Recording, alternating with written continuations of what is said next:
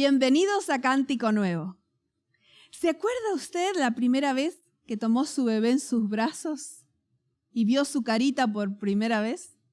¿Se acuerda cuando lo puso en la cuna y miraba a ver si su bebé estaba respirando?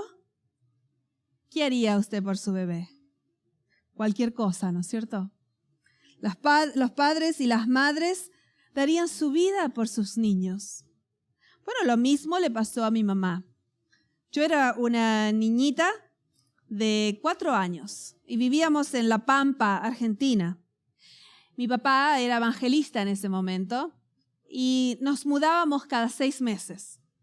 Los primeros 2 meses preparaban el lugar, el pequeño pueblo o la ciudad, buscaban un lugar donde iban a poner la carpa de evangelismo, hablaban con las autoridades de la ciudad. Después los siguientes 2 meses eran los programas, todas las noches en una carpa. Y los últimos 2 meses se establecía una nueva iglesia, se buscaba un nuevo pastor y bueno, nos mudábamos a otro lugar por otros 6 meses. Un día estábamos en un pueblito llamado Huatraché, en La Pampa, Argentina. Vivíamos en una pequeña casa hecha de barro. Y era muy humilde el lugar donde estábamos. Era tan bajito el techo que mis padres tenían que agacharse para poder entrar. Y mi mamá vino con unas buenas nuevas ese día. Me dijo, ¿sabes qué, Lizzy? Ese es mi sobrenombre. Lizzy, voy a pedir prestada una bicicleta. Así que vamos a salir, tener un día tan hermoso en el campo. ¿Qué te parece? Uy, yo estaba tan feliz, tan contenta de que íbamos a ir a andar en bicicleta. Pero por supuesto era una bicicleta grande y yo no podía manejarla, así que mi mamá iba a estar sentada en el asiento principal y yo iba a estar sentada atrás en un asientito para mí y yo iba a ver todos los campos de trigo, porque muchos de ustedes conocen que La Pampa tiene campos hermosos de trigo. Íbamos a salir a pasear. Así que empezamos nuestro viaje y por ahí el camino se hizo un poquito pedregoso, un poquito difícil. Ya estábamos a varios kilómetros de la ciudad donde habíamos salido, que era muy pequeña. Y mi mamá me dijo, enderezate, Lizzy, porque yo me estaba cayendo a un costado. Y cuando me moví, empecé a llorar, pero no a llorar así como una tristeza, a llorar con desesperación, a llorar con pánico. Y eran tantos mis gritos y mi lloro que mi mamá paró la bicicleta a ver qué estaba pasando. Yo no podía ni hablar del dolor y le mostraba mis piecitos. Yo lloraba, gritaba y le mostraba mis pies con mis dedos. Yo tenía medias puestas hasta mi rodilla, así que mi mamá no sabía lo que estaba pasando. Pero cuando me sacó la media, junto con la media salió la mitad de mi pie. Porque lo que había pasado es que al enderezarme, metí mis pequeños piecitos adentro de los rayos de la rueda de la bicicleta y me sacó la mitad del pie. Me acuerdo hasta el día de hoy. No sé, es como una foto que tengo en mi mente, haber mirado mi propio pie y haber visto todo el talón, el hueso blanco que se había expuesto por el accidente. Empecé a sangrar y bueno, estábamos lejos de cualquier ayuda y parecía que me iba a desangrar y me iba a morir ahí en el campo, en el medio de La Pampa. Yo tenía una sola esperanza y era que si mi mamá decidía ayudarme, pues yo me había quedado completamente incapacitada, no podía ni caminar, ni correr, ni nada. Y aparte estábamos lejos de cualquier ayuda. Y mi mamá, ¿qué le parece a usted que hizo? ¿Cómo es que los padres instintivamente saben lo que tienen que hacer cuando los hijos están en problemas? ¿Cómo es que su mamá o su papá, si usted está en problemas, nunca dijo, que se quede en el campo y se muera, total, me voy a mi casa y tengo otro hijo, otra hija? No, porque ninguno de nosotros se nos puede reemplazar, porque somos únicos, somos los hijos de nuestros padres. Espero que usted haya tenido padres como los míos que me amaron tanto. Y ese día, mi mamá, con una fuerza que vino del cielo, me sentó a mí en la silla principal de la bicicleta. Me sentó a mí allí, tomó el manubrio de la bicicleta y se puso a correr, llevándome a mí a buscar ayuda. Corrió por muchos kilómetros hasta que llegamos a un pequeño dispensario, una pequeña clínica que había en la ciudad. Cuando llegamos allí, no había, para hacer los rayos X, había que ir a comprar. No sé si se acuerda de esos tiempos que usted tenía que comprar separada la placa para los rayos X. Así que ella tuvo que dejarme allí, salir corriendo en la bicicleta, ir al otro lado del pueblo, comprar la placa, volver.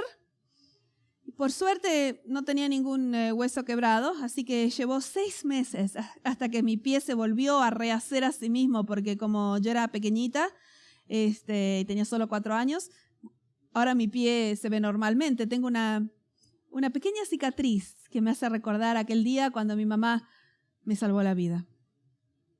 ¿Qué haría usted por su niño? ¿Qué haría usted por su bebé, al que ama tanto, el que está hecho a su imagen? Hoy vamos a ver una de las historias del Evangelio de Lucas que para mí representan toda la Biblia y todo el gran conflicto. Toda la historia de la redención. Hemos hablado bastante ya del Evangelio de Lucas y ustedes ya son expertos, pero repasemos. Recuérdese que el Evangelio de Lucas es el más radical en relación a la gracia de Dios. Es el que nos dice que todos están incluidos, que nos dice que aunque usted haya sido un ladrón, Dios lo quiere en el reino de los cielos. El que nos dice que el pastor fue a buscar la ovejita que se perdió, que la moneda que se perdió la mujer, ella fue y la buscó hasta que la encontró, que el hijo pródigo que se fue, el padre lo esperó todos los días hasta que volvió. Y este evangelio es el único que nos cuenta el diálogo entre Jesús y el ladrón en la cruz. Pero para poder explicarles cuán grande es la historia y el diálogo entre Jesús y el ladrón en la cruz, tengo que empezar en el Génesis, no en el Evangelio de Lucas. Así que, por favor, si usted tiene su Biblia y su lápiz y su papel, como siempre hablamos, para que usted pueda tomar notas, vamos a empezar en el Génesis. Esta fruta va a representar el árbol de la vida. No sabemos qué fruta era la del árbol de la vida, pero hoy va a ser una manzana. Así que vamos a empezar en el en el libro de Génesis, donde empezamos en la semana de la creación. Así que vamos a Génesis capítulo 1. Se nos dice allí que Dios decidió tener niños. Dios decidió que iba a tener hijos. Y decidió que iba a ser un hogar hermoso para ellos. Un hogar donde todo fuese perfecto y después de cada día del capítulo 1 de Génesis, desde el segundo día en adelante, cada vez que termina algo de ese mundo, Dios dice, y era bueno, claro que era bueno porque era todo lo que Él estaba haciendo para sus niños que estaban por llegar en el 6º día. Así que todos los días del segundo en adelante eran buenos, excepto el 6º, cuando Dios decide que es el día para tener los niños. Lea conmigo capítulo 1, versículo 26 de Génesis. Entonces dijo Dios, hagamos al hombre a nuestra imagen. Esta es la única vez en toda la creación que tenemos lo que llamamos un diálogo divino, donde Dios en la Trinidad se junta y habla en plural. Hagamos a la raza humana en nuestra imagen. Y nos dice el versículo 26, conforme a nuestra semejanza, y señoré en los peces del mar, en las aves del cielo, en las bestias de toda la tierra, porque Dios iba a compartir con sus niños la autoridad sobre la creación. Versículo 27, y creó Dios al hombre a su imagen. A imagen de Dios lo creó, varón y hembra los creó. Oh, ese día Dios tuvo niños a su imagen. La palabra imagen no es una palabra rara. Es la misma palabra que va a usar después la Biblia cuando Adán tenga un hijo a su imagen. En el capítulo 5 de Génesis usted puede leer cuando Adán va a tener niños y también se dice que tuvo hijos a su imagen. O sea que Dios tiene hijos a su imagen, Adán tuvo hijos a su imagen, usted tiene hijos en su imagen. Y así fue que ese día ya no podía ser bueno como todos los otros días. Ese día era diferente. Y cuando Dios vio lo que hizo ese día, en el capítulo 1 de Génesis, versículo 31, nos dice, y vio Dios todo lo que había hecho, y he aquí que era bueno en gran manera. El hebreo dice, era muy bueno. Claro, porque tener un jardín es bueno, tener una mascota es bueno, tener hijos es muy bueno. Y ahí empezó todo el plan que Dios tuvo para sus niñitos con los que iba a estar toda la vida, porque ellos eran eternos igual que Él, porque eran a su imagen. Entonces Él les hizo el cuarto para los niños. Capítulo 2, versículo 8 y 9. Si bien el mundo era perfecto, Dios igual quería tener un cuarto especial para los niños. ¿Se acuerda usted cuando pintó el cuarto de sus niños y colgó cosas del techo para que sean lindas y sus niños se despierten y vean cosas hermosas? Capítulo 2, versículo 8, nos dice que Dios hizo lo mismo. Y Jehová Dios plantó un huerto. Quiero parar aquí y decirle una cosita.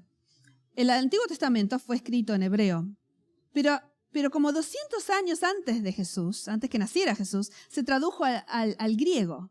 O sea que fue escrito originalmente en hebreo, pero se tradujo al griego. Esa versión se llama Septuaginta y es la versión de la Biblia que usaban los autores que escribieron el Nuevo Testamento.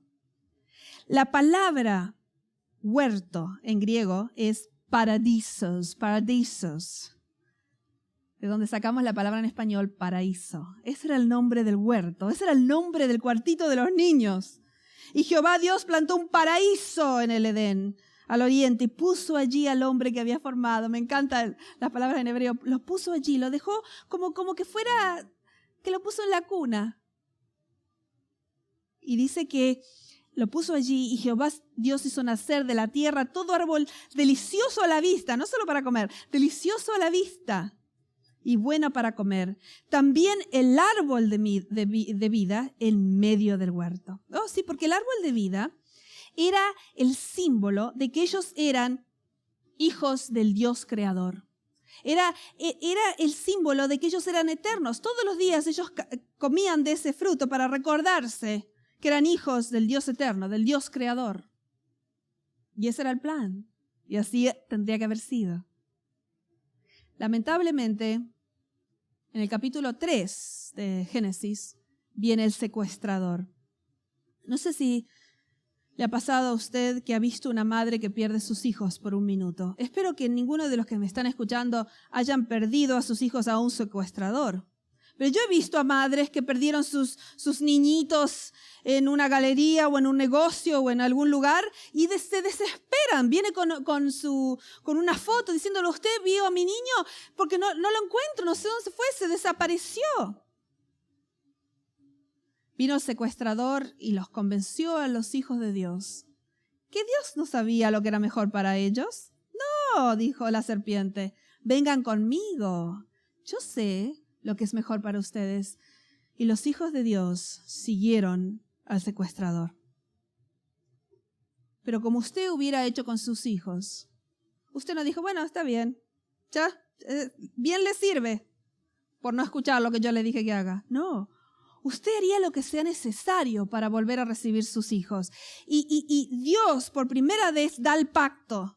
Y dice, no, yo voy a volver por mis hijos. Y lo hace de una forma tan apasionada que me gustaría que usted vea en el hebreo, porque le habla a la serpiente, a Satanás, Dios. En el Génesis 3:15 le dice, ¿sabes qué? Te aplastaré la cabeza. Sí, tú nos herirás en el calcañar, pero yo te aplastaré la cabeza. Es como que usted le hable a un secuestrador y le diga, ¿sabes qué? Te voy a aplastar la cabeza. ¿Cómo te vas a ir con mis hijos? ¿Tú piensas que yo los voy a dejar ir? No, dice Dios, yo voy a volver por mis hijos y yo seré su Dios y ellos serán mis hijos. Y esa frase del pacto se va a repetir desde el Génesis al Apocalipsis. Yo seré su Dios y ellos serán mis hijos. Y de ahí en adelante empieza la Biblia. Qué lindo sería que no tengamos Génesis 3, pero la Biblia fue escrita para explicarnos lo que pasa después de Génesis 3. Ellos perdieron el derecho al paraíso y al árbol de la vida, que simbolizaba que eran eternos. En ese momento que entra el pecado, se hacen mortales. Y cuando son mortales, ya no tienen posibilidad de ser eternos. Así que pierden el último versículo del capítulo 3, es tan triste. Vamos a leerlo. El último versículo del capítulo 3 de Génesis es un resumen de todo lo que acaba de pasar. Versículo 24, echó pues fuera al hombre y puso al oriente del huerto de Edén querubines y una espada encendida que se revolvía por todos lados para guardar el camino del árbol de la vida. Ya no podía el hombre comer de este árbol, Pero algo interesante pasa. Cuando terminamos la Biblia y estamos en el Apocalipsis, de repente empezamos a escuchar el mismo tema, los mismos nombres, los mismos nombres en griego, las mismas frutas, todas las mismas cosas. Es más, cuando llegamos al Apocalipsis es como que estamos al principio otra vez. Por ejemplo, en Apocalipsis capítulo 2, versículo 7, donde se nos dice que el que venciere, que en Apocalipsis quiere decir el que tenga fe en Cristo hasta el final, capítulo 2, versículo 7, dice Dios, el que tiene oído oiga lo que el Espíritu dice a las iglesias, el que venciere, le daré a comer del árbol de la vida, el cual está en el medio del paraíso de Dios. Aquí estamos otra vez con la exacta palabra griega que se usó en el Génesis.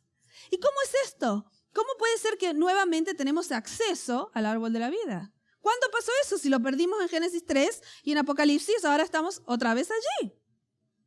Ahí es donde empezamos a entender que toda la Biblia es el plan de la salvación y podemos empezar a conectar los puntos.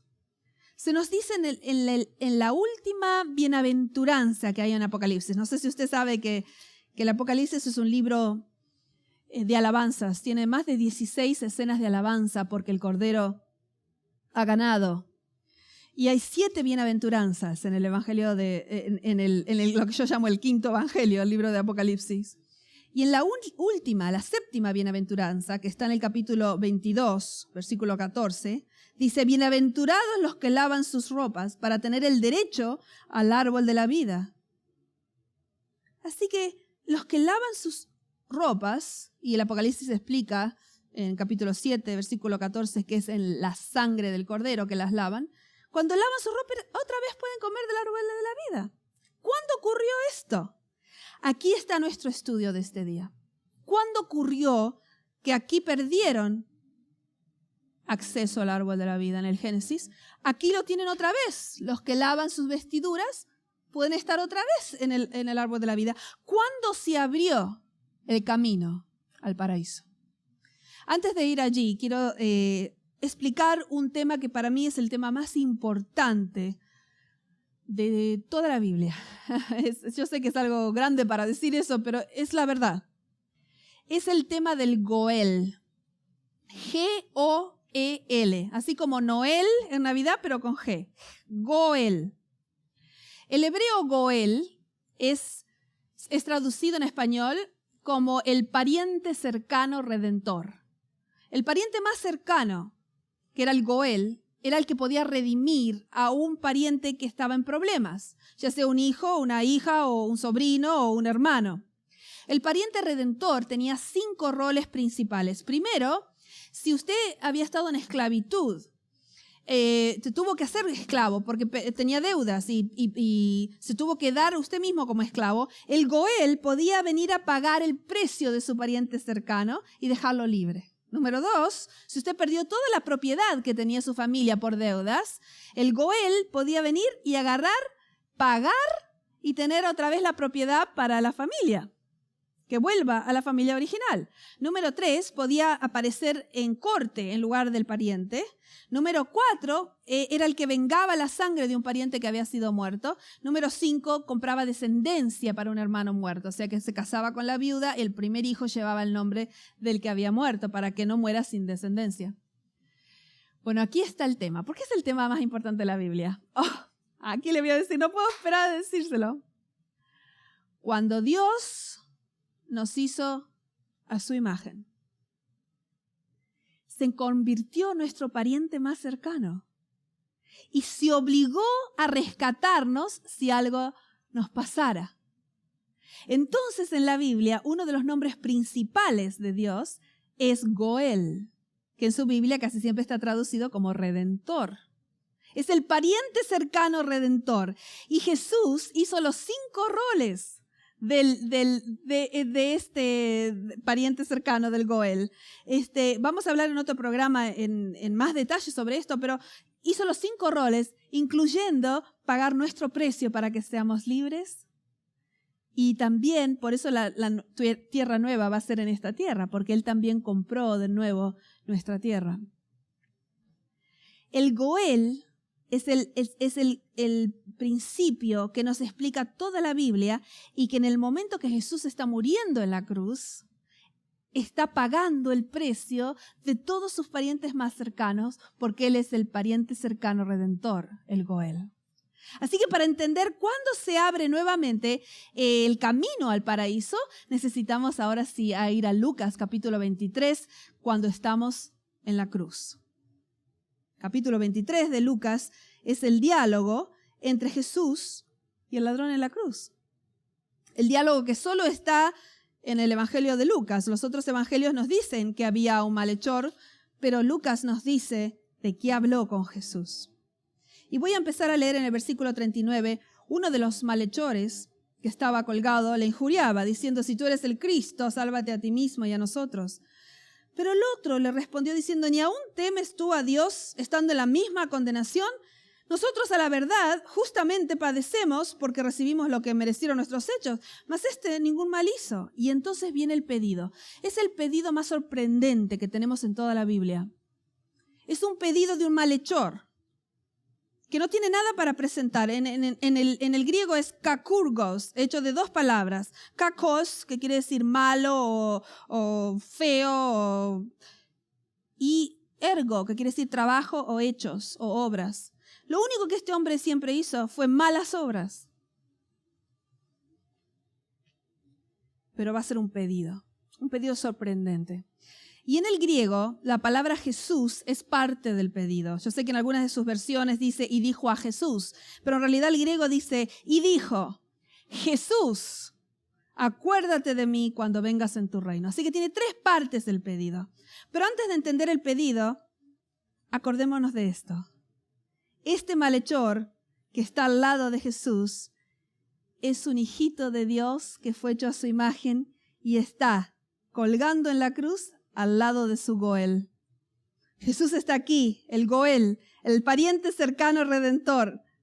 Y el malhechor es el niñito de Jesús, hecho a su imagen, que ha ido por mal camino. Así que imagínense que es Jesús, el Goel, el que va a recibir este pedido. Y este pedido es tan sorprendente. Imagínese usted al niñito de Jesús diciéndole, Jesús, acuérdate de mí cuando vengas en tu reino. Lo primero es Jesús. La palabra Jesús quiere decir el Señor salva. Así que ya el nombre que usa el malhechor es un pedido de salvación. Jesús. Después, acuérdate de mí. Acordarse en el Antiguo Testamento no era simplemente que Dios se acordaba, que le venía a su memoria o que se ponía su retrato arriba de su escritorio. Acordarse era cuando Dios se acordaba de su pueblo, es porque iba a actuar en favor de ellos. Por ejemplo, cuando se acordó de Israel, lo sacó en el Éxodo. Cuando se acordó de Israel, lo sacó del exilio. Cuando Dios se acuerda, está por actuar en relación al pacto que Él hizo desde el principio. Así que, acuérdate de mí, quiere decir, por favor, actúa en mi favor. Lo tercero dice, cuando vengas en tu reino. Este pequeño niñito, el Hijo de Dios, que nosotros conocemos como el ladrón en la cruz, fue el único en toda la escena de la crucifixión que se dio cuenta que la crucifixión era consistente con el hecho de que Jesús era rey. Los otros lo ponían en antítesis. Decían, es el rey, o es el Mesías, o es un malhechor. No puede ser que sea las dos cosas, que se está crucificando y que sea también el Mesías. Él se dio cuenta que venía el reino después de la cruz. A este sorprendente pedido, Jesús le contesta de una forma más sorprendente. Y yo sé que por muchos años nos hemos concentrado en este versículo para ver de dónde estaba la coma, para ver qué decía, si Jesús se iba al paraíso, se iba o no. Pero eso no es lo principal de este versículo. Es más, en el original, en el griego, ni siquiera hay comas, así que ese no es el gran tema aquí. El gran tema es la seguridad de la salvación que Jesús le da a su hijito. Y les voy a decir primero en español, después les voy a decir cómo es el orden en griego. Entonces Jesús le dijo, de cierto te digo hoy, estarás conmigo en el paraíso. No, el griego dice así: de cierto te digo hoy, conmigo estarás en el paraíso. Eso dice el griego, exactamente como se lo acabo de decir. Conmigo está en el centro de la frase. ¿Ok? Vamos a ver las 4 cosas que dice Jesús. Primero, le habla a su niñito Jesús. Le dice, ¿sabes qué? Estarás conmigo. Me encanta primero el uso del verbo. Estarás. No es déjame pensarlo, no estoy segura si estarás o no. Estarás. Lo segundo es la palabra hoy.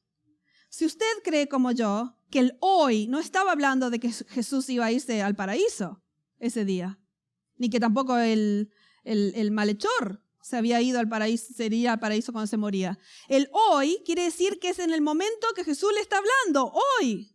Quiere decir que si tú crees eso, hoy puedes tener la seguridad de la salvación. Porque Jesús dice, quiero que sepas hoy, no cuando yo vengo en mi reino. Quiero que sepas hoy que estarás conmigo. Lo tercero, que es muy importante, es la palabra que usa Jesús, paraíso. Estarás conmigo en el paraíso. ¿Se acuerdan la palabra en el griego paradiso que teníamos en Génesis, que teníamos en Apocalipsis? Esta es la única vez que Jesús usa la palabra paraíso en todos los 4 evangelios. Y se lo promete a su niñito en la cruz, porque era en la cruz, en ese momento, que Jesús estaba abriendo nuevamente, por primera vez desde el Génesis, estaba abriendo el camino nuevamente al paraíso.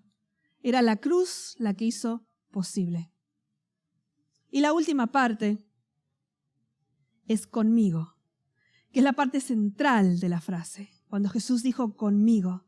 Hace un tiempo atrás estuve mirando un programa de un pastor que estaba hablando que fue con una figura muy importante política a un país en el Medio Oriente para hablar de paz. Pero cuando llegó la persona importante, lo rodearon de seguridad enseguida, de policías, y a este pastor que estaba hablando lo dejaron atrás.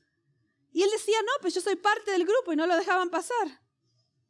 Hasta que el hombre importante empezó a ir como a 100 metros y se da vuelta y lo ve y grita, ¡Él está conmigo! Dice que toda la seguridad, los policías se separaron y él pasó caminando y le dijo, yo les dije que estaba con él. No puedo esperar y sé que pronto viene. El momento en el que el ladrón en la cruz estará caminando en las calles de oro. Hagamos así. Yo pronto estaré caminando en las calles de oro. Y quizás alguno que me conoció mis dificultades en mi vida, diría, ¿qué hace ella aquí? Oh, no puedo esperar. No puedo esperar. Cuando Jesús con alegría se dé vuelta y diga, ella está conmigo. Yo sé que estaré con Él en el paraíso, no por quién soy yo, sino porque Él es mi Goel, mi Redentor, y me ha prometido que por lo que Él hizo, por la puerta que Él abrió, yo estaré nuevamente en el paraíso. Es más, ya puedo saborear el gusto del árbol de la vida. Y te invito a que tú también lo hagas.